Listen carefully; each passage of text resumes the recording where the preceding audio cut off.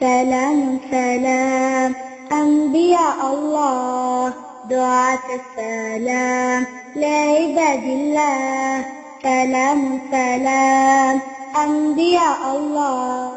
دعاة السلام لعباد الله حاز إبراهيم نعمة الإيمان حاز إبراهيم نعمة الإيمان وموسى الكليم كلا.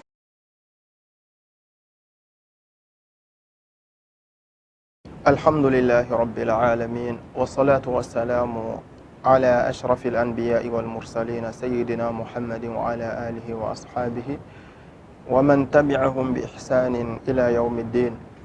أمبي الله سبحانه وتعالى تنوكا أبركدا أمبي نماني كسينينا في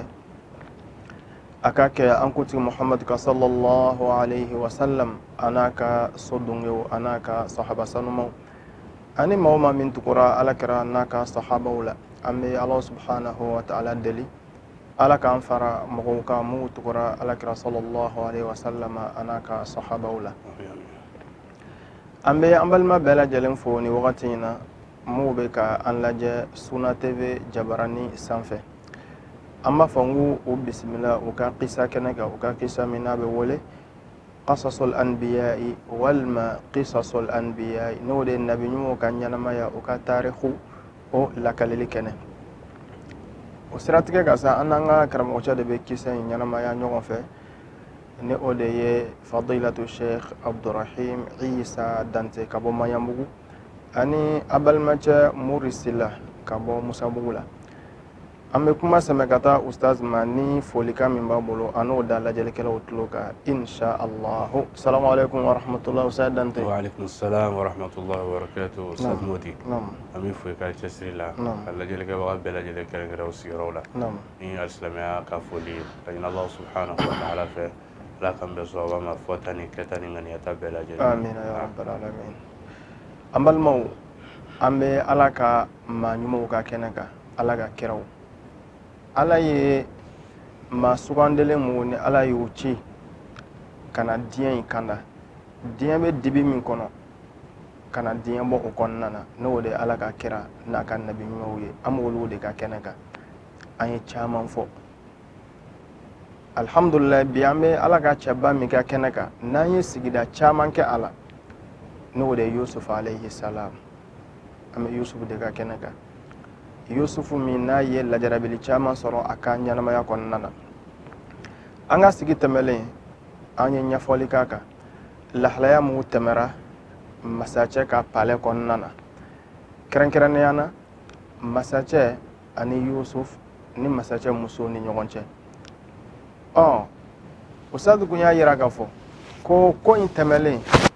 masacɛ yɛrɛ kun y'a laɲini ko in kana bɔ ayi ko in ka dan o yɔrɔ in na nka muso nana dɔn tiɲɛ na ale ko ka bon cɛ in bolo nka cɛ siralen don yɔrɔ kelen min ɲɛ ko in kana bɔ ni ko in bɔra cɛ bɛ se ka ko in ta ni dusu ye a bɛ se ka ko in ta ka sama ka se yɔrɔ la a ma se yɔrɔ min na o kɛlen sa masacɛ muso kibaruya jɛnsɛra dugu kɔnɔ a ye plan mun tracé a muso ɲɔgɔn ni ɲɔgɔn cɛ an ye kisa lakale o kan nka sisan a jɔra min kan sisan dɛ ni Yusuf ma sɔn ale ta ma Yusuf a ka kɛ maani ye walima a ka kaso ladon ko kun jɔra o yɔrɔ in de la ko bɔlen kɛnɛ masa masacɛ jɔyɔrɔ bɛna kɛ mun ye masacɛ muso fana jɔyɔrɔ bɛna kɛ mun ye Yusuf yɛrɛ ka lahalaya bɛna kɛ cogo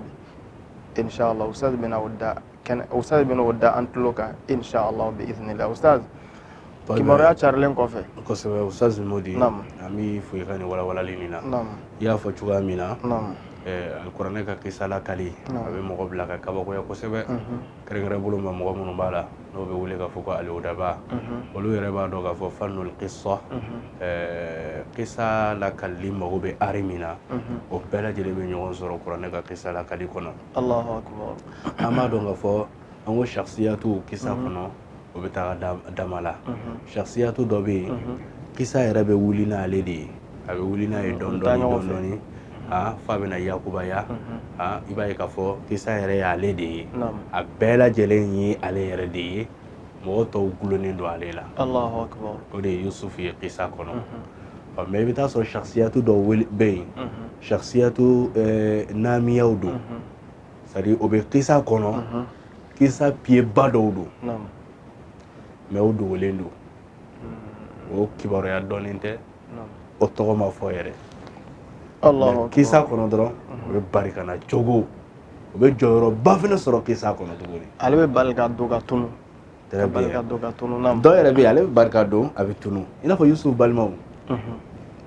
o bɛ tunu tuma dɔw la tuma dɔw o kibaruya ti fɔ yɛrɛ kɛra la mais tuma dɔw kuma bɛɛ bɛ bolo o tila ka na olu de bɛ don ka bɔ olu de bɛ don ka bɔ mais dɔw yɛrɛ bɛ yen i t'a ye yɛrɛ n'a min a bɛ sunɔgɔ la kisa daminɛna fo ka na se i t'a tɔgɔ mɛn yɛrɛ i b'a fɔ k'a tɛ yen yɛrɛ ka sɔrɔ a dun bɛ yen mais n'a poyila yɔrɔ min na a bɛna kɛ disiba de ye kisa kɔnɔ Allahu akbar o de ye Maliku Rayyan Maliku Rayyan Misira yɛrɛ faamaba bari an b'a fɔli min kɛ ko Misira masakɛ ja Misira premier ministre de don o de ye Ketiferi ye donc Yusufu tun bɛ voilà Yusufu tun bɛ ale de fɛ yen Yusufu tun bɛ premier ministre de fɛ yen mais faama yɛrɛ Misira yɛrɛ faamaba roi ale tɔgɔ ma fɔ kuranɛ kɔnɔ fiyewu fɔ nin yɔrɔnin de la an bɛna dɔn jaja ale bɛ yen Allahu akbar kuranɛ ma girin fɛnɛ ka a tɔgɔ poyi dɛ non a ye geste dɔ de bila an b'an yɛrɛ ɲininka o geste kɛbaga ye jɔn ye an y'a nɔ de ye fɔlɔ Allahu akbar voilà o de kosɔn minnu bɛ ka liti kɛ bi littérature ye fanga sɔrɔ bi a ɲɛnamaya yɛrɛ taalan don mais o y'o ka darisu kunfɔlɔ ta kuranɛ de kɔnɔ Allahu akbar jɔn de y'o kalan al-ummi Allahu akbar adamadenya jateminɛ na an b'a fɔ kira ma ko kunfin don n'o tɛ an ko karamɔgɔ tun b'a la dɛ mɔgɔ min karamɔgɔ ye mɛlɛkɛ ye tiɲɛna o ye dɔɔnin ta voilà mais komi a karamɔgɔ ma sɔrɔ mɔgɔw la o de kosɔn a fɔra ma ko ummi n'o tɛ karamɔgɔ b'a la dɛ kira karamɔgɔ bɛ yen Allahu akbar Jibrilul Amin o de y'a karamɔgɔ ye ka taa Ala bolo direct ka na d'a ma nka karamɔgɔ ma sɔrɔ mɔgɔw la bilen ɲɛnamaya ye définition min bila kunfinya la o bɛɛ dafalen don a la o de kosɔn a welela k'a fɔ ko kunfin don mais n'i disi gosi i ka kutuba saliw kɔnɔ a ye tugu ciden kunfin kɔnɔ u b'a fɔ k'anw yɛrɛ kalannen tɛ Alakira yɛrɛ tun kalannen tɛ e ka kalanbaliya ye lebu de ye nka kira ta la maduhu don Allahu akbar ka d'a kan ale kalanbaga nin bɛɛ fana bɛ sɔrɔ yen nin bɛɛ bɛ sɔrɔ jamana min kɔnɔ n b'a mɔgɔw dɔn minnu ka kutuba u b'a fɔ k'a ye tugu ciden kunfin kɔ u b'a fɔ k'an kalannen tɛ ale ka kalanbaliya ale bɛ tashadudu kɛ ka bɛɛ kafiriya ale sɔnnen don a yɛrɛ ye a ko nin bɛɛ la ko b'a fɔ k'an kalannen tɛ ka itimadu kɛ ni kira ye sa ko kira yɛrɛ dun tun ye kunfin de ye ka sɔrɔ a bɛ fili ba kan kira ka kunfiya ye maduhu ye mais e ta ye zammu de ye e ta ye dɔgɔyalima wa Badara e ka mɔgɔw la don arijinɛ kɔnɔ i bɛ mɔgɔw la boli ka bɔ arijinɛ sira de kan o ye hikima dɔgɔya du'atun ala abwabi jahannam olu na ɲɔgɔnnaw de don ala k'an kisi ka bɔ tɔɔrɔ ma donc sazi kuranɛ bɛna kisa rukunu ba dɔ de poyi sisan ka bɔ an ko Yusufu bɛna don kaso la Ibn Abbas y'a lakali ko ye Yusufu sigi falilen kurunin kan Yusufu sigilen don falilen kurunin kan o ye jɔn dɔw sara fɛnɛ olu bɛ a kɔ ka wo ci a la ka dunu fɔ k'a lagosi a Misira cɛ ci n'o ye a b'a furumuso jɛ ɲinini de la o Ketiferi b'a furumuso jɛ ɲinini de la o donc fɛn o fɛn bɛ na n'ale furumuso jɛ sɔrɔlen ye a bɛ tamakiya k'o kɛ hali n'o bɛ kɛ dɔ ka tɔɲɔn kan a faamaw fana bɛ taa ne de kosɛbɛ o ka bon ninnu yɛrɛ ta ka fisa ninnu ta ye furumuso ye anw dun ta y'a o ka bagiyaw yɛrɛ wallahi o ka jɛnɛyamuso o bɛ taa mɔgɔ don kaso la olu de nɔfɛ ka mɔgɔ dɔ ka terrain jagoya minɛw d'olu ma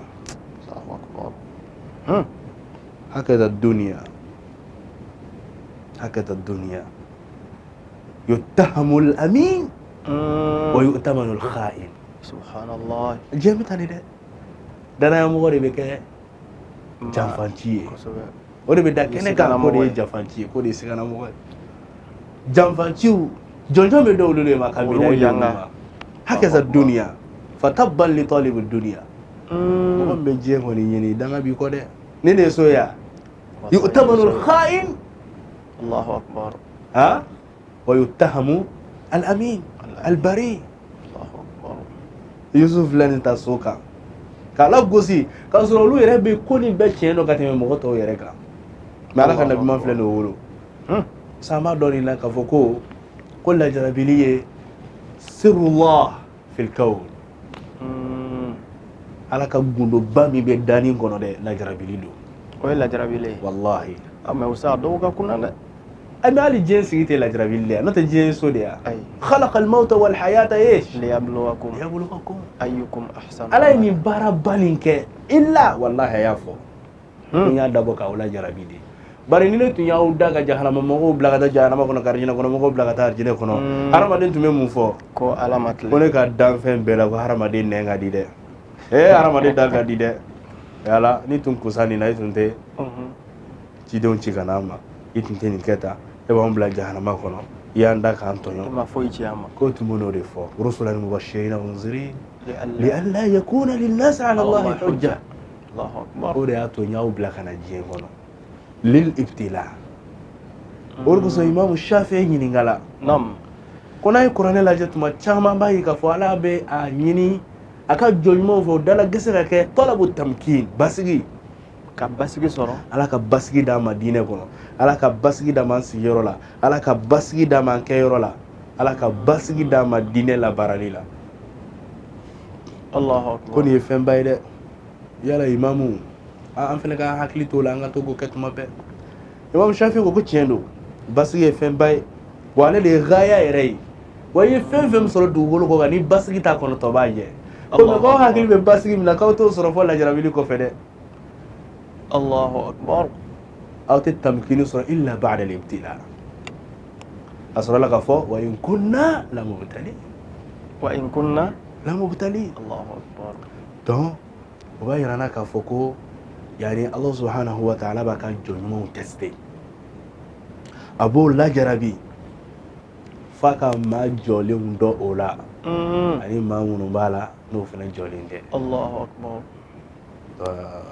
على بوري فوفنا الذين إن مكناهم في الأرض أقاموا الصلاة علي على كل ما يكسك الله ولا كنيا فوق صار باسيكي أبغى باسيكي لي كوفي ده ما باسيكي نقولين تي صرف ولا جرابي لي كوفي ولو صلاة كجنمو شامنا جرابي على كيدو يلا فينا نوكا سابا فينا لا جرابي كوسبة فو يرجو متى نصر الله على إن نصر الله قريب ما تكتشوا ديني الله والله فنغا مغو سباتيلي مغو جولي وندو تشيما ولا يعلمن الكاذبين نغالون تيغلاو ني جانفاجوني منافقو فندو وبدوني مونيه ني على كتستلي دوي نوتو مغو بي توري جاي كو دي نوفو ها اي كو كيلي ماني لاو مغو ما بغاي ما دي اي ها في دالا كيلي ماني لا اي كو كيلا بنينو غالا كو لا وليا toro sura la ko koro e o ke jogo ko dai fambe ko ne ko ya fu yo ala ko seranna ha ko so ba o de fo ge me ene ko geli man la de do ni ne ala kala jarabili sabi ko do dai ko ala ko yare la de ki teste quoi ye mo ko sugumi ka senga koloni ni mo bo nyona Allahu akbar do wori ko so amay kido be la jarabi kido kan la jarabili fe tuma dola wallahi ayre be ke ka bugol limane leon fene la jarabi ciron kan la jarabili o be ke sababu hali ka siga do limane mo do skona la jarabi ni be giriya ka dana teme usay modi cido do ye mujiza sugu be ke o ka mo ye wallahi o mujiza sugu be yera o ka mo la ma to ko ka kabo ko sugu be yera o ka mo la mais oyo kishia mo o ka mo kelon klala ka nyini ko go faga fagali bina wakati mina fana ni ala tunte ko mo soro akme soro de ala sabil misali isa alayhi salam wallahi kaba mo bete ka shula wuliya wallahi titemo kanya fi to nyaayele ka keta bro joni yayi bani israila ka ulu bani israila ka kelon ne tlala ka soro tuguni mun wulila ko foga yusu isa faga wama qataluhu wama salabuhu walakin shubbiha lahum wa innal ladhina ikhtalafu fihi لا في شك من وإن الذين اختلفوا لا في شك من ما لهم به من علم إلا اتباع الظن وما قتلوه يقينا وما صلبوه وما قتلوا ما صلبوه وما قتلوه يقينا وتسيغا فود دغني يا ربولو ما فيو كان يافا نعم دو استاذ مودي اما فاميانينا ففالا بي مؤمنين جرابي ايرا بي تشيدينا جرابي نعم ما يرا كي يرا نينغا ما ميني موجزا باكي ما نانا عليه يرا نوفي وبفي كافكا والله بارو كل جرابي دي دو فتا ناو كو دو كا يرا مانو يسا تي يرا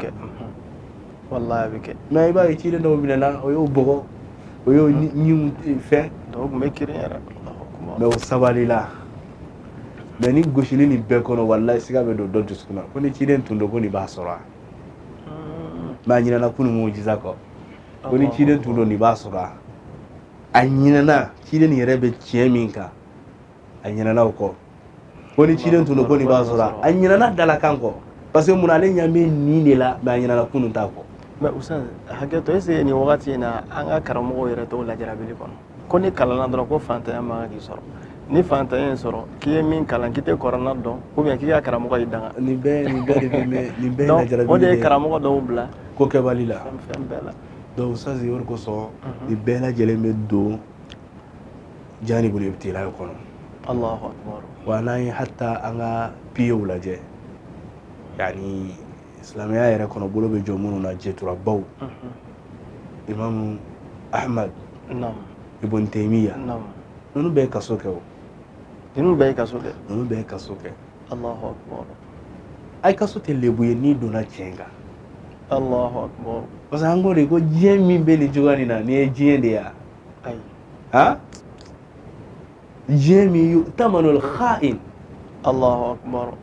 wa yuttahamu al-bari al-amin wal-bari aydan naam diɲɛ min kɔnɔ bɛ nin cogoya nin na donc kɔrɔ k'a fɔ n'i donna kaso la ni o système ye i kun kɔrɔtalen de donna o i wasalen de donna janfatiw de jɔnjɔn bɛ d'olu ma jamana zonbaw olu de bɛ garandi tuma bɛɛ olu de bɛ médaille sɔrɔ tuma bɛɛ fantani kulew ni fɛnw ani lanayamɔgɔbaw olu de bɛ kɛ janfanti ye donc la ni mɔgɔ min donna kaso kɔnɔ ni nin cogoya ye i lajarabila de ye kaso tɛ kojugu ye kaso tɛ foyi k'i la kaso tɛ foyi k'i la ni kaso tun ye kojugu ye ala ka jɔnɲumanw tun tɛ don a kɔnɔ donc janfantiw bɛ kaso kɔnɔ lanayamɔgɔbaw bɛ kaso kɔnɔ hali an ka nin wagati nin na donc Yusuf alayhi salam a donna nin cogoya nin na kaso kɔnɔ nka kuranɛ a ye Yusuf ka kaso la don a y'o pereperela latigɛ kisa ma jiginɛw ye ɲɛfɔli k'a donna kaso kɔnɔ cogoya min na komi déjà an y'o fɔ sisan mais a dontɔ kaso kɔnɔ fɛn dɔ bɛ yen c'est très important kuranɛ basé la o kan donc an y'a dɔw la k'a fɔ ko ja acteur ba dɔ bɛ kisa kɔnɔ a dogolen don ale bɛ yen ja dɔ fana bɛ yen o bɛ Azizu Misira sanfɛ Allahu akbar n'o de ye Maliku ye o de kosɔn kuranɛ bɛna pereperela tigɛ yɛrɛ kuma nataw la k'a fɔ ko Malik an b'a dɔn la ko Azizu ni Maliki n'o comparé la ɲɔgɔn na Maliku b'a sanfɛ an b'a ye k'a fɔ Azizu ja ale fana ka mara bɛ Maliki ta Maliku ta duguma donc an bɛ nin faamuya kisa kɔnɔ c'est très important mɔgɔw ka nin yɔrɔ kɔlɔsi kɛrɛnkɛrɛn bolo ma jamiya kalandenw ka nin yɔrɔ ninnu kɔlɔsi kisa kɔnɔ o la Allah subhanahu wa ta'ala bɛna o yɔrɔ de da kɛnɛ kan sisan a bɛna masacɛ yɛrɛ de fɔ an ye sisan donc kuma siyago la an b'a yira an b'a faamuya k'a fɔ ok donc mais o kɛra ni jɔn de ka sira ye o kɛra ni mɔgɔ min ka sira o mɔgɔ yɛrɛ ye jɔn ye ala b'i to kunfa la dɔɔni mais an ko ala tɛ sɔn kisa la kalili la k'an to kunfa la quoi i n'a fɔ occidentaux b'a kɛ cogoya min na kisa daminɛ na i bɛ épisode 50 lajɛ i bɛ kunfa la dɔrɔn nin ko bɛna kɛ cogo di nin ko bɛna kɛ cogo di janfa dɔ bɛ janfa dɔ kɔnɔ janfa dɔ bɛ janfa kɔnɔ e bɛ to kunbana la tuma dɔ la e bɛ décourager complètement non i b'a ye kuranɛ bɛna nin bila kunfa na kisa kɔnɔ k'a fɔ nin ko nin kɛla a bɛ se ka résultat d'i ma teliya la o de kosɔn a tɛ mɛn a bɛna nin résultat d'a ma mais ala yɛrɛ ye mun fɔ wa dakhala ma'ahu sijna fatayan wa dakhala ma'ahu al-ma'iyya o ko wagati min na Yusuf be fallen kurunin kan o be ka genge ka compagnie ni cogoya na o be mana kan fɔ a nɔfɛ o wagati kelen fɛnɛ la Maliku Rayyan ye kamalen 2 minɛ k'o fɔsɔn olu fɛnɛ be wotoro kɔnɔ o be ka taga Allahu kaso akbar la. ya salam Donc sera prison da la ani Yusuf fɛnɛ sera prison da la o bɛɛ donna prison kɔnɔ ma'ahu ɲɔgɔn fɛ. Allahu akbar ko ni Ala ye ko min laɲini a b'a sababu labɛn ka bɔ o ko ma. Yusuf ye kaso a ye Ala wele kaso la bari a y'a ye kaso bɛna kɛ sababu dɔ ye ka muso ninnu laɲinɛ ale kɔ. N'a y'a sɔrɔ k'a fɔ kaso ye fɛn jugu ye tiɲɛ don mais n'i y'o ni ninnu ka juguman da ale dun ɲɛ b'a la ni Zali ka nin dalen don nin ko kan solution foyi tɛ ale ka kisili la ka bɔ Zali ka tɔɔrɔ ma fo kaso kɔnɔ don. O de kosɔn a ye Ala yɛrɛ wele kaso la. N'o bɛna kɛ solution Ala k'o latigɛ. Ala y'o latigɛ komi a ye duwawu de kɛ duwawu dun kasudu kɔnɔ a ka laɲini tɛ ale ka to kaso kɔnɔ fo fɛn min bɛ kɛ sababu fɛnɛ ka bɔ kaso kɔnɔ Ala k'o sababu fɛnɛ labɛn. O sababu ni Yusuf yɛrɛ bɛɛ donna ɲɔgɔn fɛ i bɛna bɔ ni sababu min ye dɛ i n'o bɛɛ donna ɲɔgɔn fɛ tuguni. Allahu akbar ya salam. Ala ka ko ya. Allahu akbar o de fana ngeen ko ni bɛ labɛn sanfɛ de ka bɔ duguma la. E fɛn min labɛnna sanfɛ duguma ko bɛ tiɲɛ. E tɛ se k'o tiɲɛ. E b'o tiɲɛ. I b'i yɛrɛ sɛgɛn de. N'an tun ye kow faamuya nin na an tun bɛ pan ɲɔgɔn kunna sa. Mais mɔgɔw ka ko to wolo. Bɛ fo karisa fo a kana nin sɔrɔ de. Lafiya. Allahu akbar. A bɛ kɛ koyi i seko foyi t'a la. Dɔnni mana ye k'a ta ni Ala ye o de b'i lafiya. Ala filɛ nin k'o de fɔ ko Yusufu donna kaso kɔnɔ yɔrɔ min na kamalen 2 fɛnɛ donna kamalen nin ye jɔn ye o donna sababu jɔn fɛnɛ la kosɛbɛ o y'a dama baro fɛnɛ ye dɛ inshallah kamalen nin o b'a fɔ ko masakɛ ka mininkɛla masakɛ ka mininko bɛɛ tun bɛ mun bolo min b'a ka minfɛnw dilan spécial masakɛ ka mininko labɛn n'a ye ji dilan nɔ i da tɛ se ka bɔ a la donc masakɛ ka minfɛnko bɛɛ o b'a ale de bolo. Allahu akbar. Ale fana bɛ garadi n'o ye ale fana bɛ jɔnjɔnbaw sɔrɔ ka sababu kɛ n'o ye. Ale ni wagati in na o bɛ yen. O bɛ yen dɛ o bɛ spécial baw minnu taara fo farajɛ la dumuni tobiw ni fɛnw kalama. Ka taa ɲɛɲini ka na. donc masakɛ ka dumuni tobi la a n'a ka burugosi la o fana ɲɛmɔgɔya bɛ mun bolo o fana tun bɛ nin fataya nin fana la. Allahu akbar. donc kamalen 2 tun don masakɛ ka mininko tun bɛ mun bolo ani masakɛ ka dumuniko tun bɛ mun bolo. Ninnu 2 de donna ma'ahu ka fara Yusufu kan fi anin wahid wa fi sa'atin wahida. Allahu akbar. Allahu akbar. O bɛɛ donna ten même heure o donna kaso kɔnɔ. donc o b'a fɔ ko mun ye mininkɛla ye k'ale tɔgɔ tun ye Nabuwa. mun ye dumuni tobila ye walima burugosila ye o kɔrɔ ko tɔgɔ tun ye Mujilas. Nabuwa ani Mujilas. Allahu akbar. Ni mɔgɔ 2 de tun don aw donna kaso kɔnɔ o donna ni sababu jɔn ye i m'a ye hakilima yɛrɛ kan k'i yɛrɛ ɲininka o donna ni sababu jɔn ye o de kosɔn an bɛna ye sisan Maliku Rayyan bɛna kisa kɔnɔ. Allahu akbar. A donna ni sababu jɔn de ye an bɛn'o fɔ n'Ala sɔnna ma sigi nataw la. Inshallah. O ka donni fɛnɛ kɔnɔ la'alla Yusuf fɛnɛ ka bɔli sababu bɛna kɛ ninnu de ye. Allahu akbar. hali n'a sɔmi dala Yusuf la nka kisa tɔ kɛra cogoya min na sigi nataw la inshallah an bɛna walawala an bɛ lajɛlikɛbaga bɛɛ fo sigiyɔrɔ la ka ɲini Ala fɛ Ala k'an bɛɛ sababu an ka fita n'a ka kɛta n'a ka ŋaniyata bɛɛ lajɛlen na. Ustaz an bɛ fɔ k'i barikada ni walawalali in na kosɛbɛ an bɛ an lajɛlikɛla bɛɛ lajɛlen fo ya rabbi kuma mun fɔra Ala ka faamuyali ko ɲuman di ne n'aw bɛɛ lajɛlen ma Ala ka baara nɔgɔya an ye Ala ka sigida gɛrɛ yira an na wassalamu alaikum wa rahmatullahi wa barakatuhu. سلام سلام أنبياء الله دعاة السلام لعباد الله سلام سلام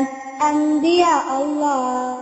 دعاة السلام لعباد الله حاز إبراهيم نعمة الإيمان حاز إبراهيم نعمة الإيمان وموسى الكليم كلا